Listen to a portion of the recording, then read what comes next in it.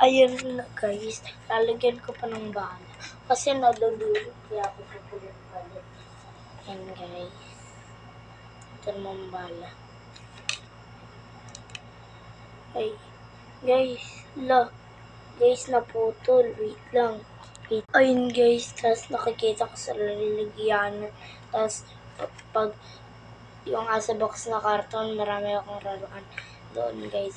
Tapos, pag luma na yung mga gamit na ginagawa, tinalagay ko doon. Tapos, ginagamit ko rin. Diba guys? Bumisita sa aking YouTube channel. Pwede naman din ganyan guys eh.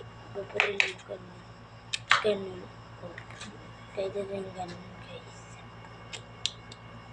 Wala. May natalga kayo.